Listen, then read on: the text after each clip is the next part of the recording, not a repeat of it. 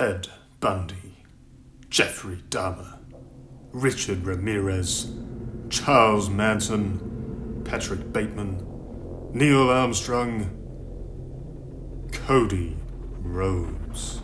The past 2 years have seen wrestling's most dangerous man pull the wool over the eyes of the WWE faithful. With a good dose of crocodile tears, the American Nightmare has waltzed back into the promotion he ditched for not pushing him, stringing together a fairy tale of finishing the story, something he did earlier this year. A self-appointed story in which the codester is destined for the WWE's grandest prize, like a birthright. Of course, this lack of self-awareness and inhibition doesn't stop at thinking he's the chosen one of WWE. Oh no! Disinhibited behavior has been a hallmark of Cody Rhodes' career, and it's a classic sign of a psychopath. I really should have pointed that out already. Anyways, let's go all the way back to the first sign of trouble. The betrayal of Hardcore Holly. Cody shamelessly threw his old mentor under a bus in 2008, and in the process somehow challenged and defeated himself for the tag team titles. Terrible stuff, just really awful. In the years after, we saw him change persona and style frequently, from considering himself the most handsome man on the roster in a time where John Morrison was still a thing, no less. Goodness me, what a looker. Seriously, look at that guy. Wow. Those abs are something else.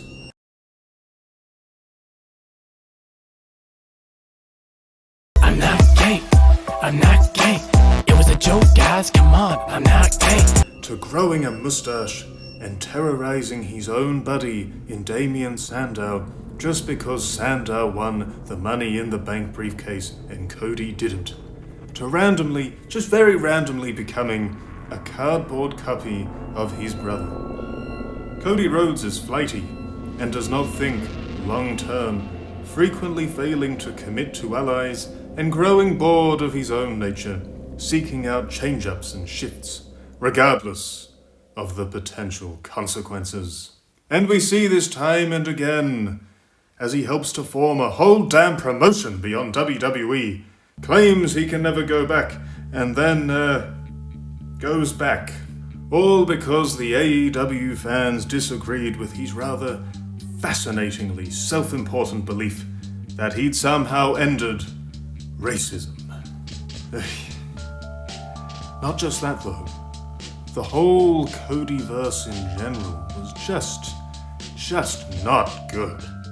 And saw, in another display of pure psychopathy, Rhodes had his wife light a table on fire for him in a bid to permanently terminate Andrade once and for all. And their feud they had going on, that feud, it just wasn't even that personal. This was a huge overreaction.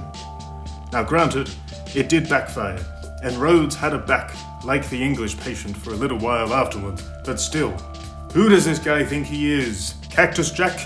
And then, and this is the one that really hurts me personally, there's his horrible treatment of The Rock, telling Big Dwayne behind closed doors he can face Roman Reigns at WrestleMania before humiliating and betraying the guy on TV, and then acting like a hurt little lamb when Rock rightly took issue with it, letting The Rock have his moment with the tribal chief on SmackDown, only to snatch it all away from him on a whim. Just shocking stuff. Shocking cruelty. Poor Dwayne. As if everyone knowing he's a bottle-pissing no-show on film sets wasn't hard enough for him right now, then he's got this to deal with too. And then we get to the biggest of all telltale signs that Cody Rhodes is a 100% psycho.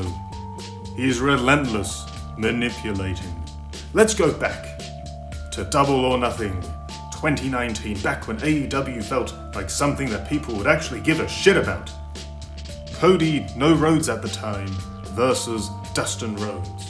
Absolutely awesome match, by the way, for the few out there who haven't watched it. Amazing storytelling and psychology, definitely worth seeing. Anyways, in the lead up to the bout, Cody basically spoke of his big bro the way one might their beloved old dog when its hind legs give out. It was harsh, intense stuff that highlighted a mean streak in Cody Rhodes that was all too common in the years between leaving WWE and turning face in AEW. The match sees Rhodes beat his aging brother to a bloody pulp, even getting his missus to get in on the action, putting old Goldust through total hell in the process. Whoa, what's this? Shortly after the bout, Rhodes is set for a tag match, and he needs himself a partner quickly. So he tugs on the old heartstrings of his bloody mess of a brother. I need my older brother. Essentially gaslighting him into tagging with him despite everything that just happened mere moments earlier. And this manipulation doesn't stop in AEW. Oh no. We saw a good dose of it in WWE this year. Seth Rollins is clearly gay and in love with Cody Rhodes. You can check that out here, shameless plug. I'm not gay. I'm not gay. Despite being on a bum knee with a world title to defend against a dangerous Drew McIntyre, Rollins wants to help Rhodes out, and Rhodes just rides this guy into the dirt for his own ends, but not in the way Rollins would have liked him to. By the end of Mania 40, Cody's the champ, and Rollins is a hobbled mess without a title who just lost 2 nights in a row. But all that matters to Rhodes is that his story, his dream, is complete. Consequences for others be damned. Now, for every one of the approximately 9.1 people who might watch a portion of this video saying this is ridiculous, Cody's been trying to tell you this whole time. Why else would he dress up like Homelander?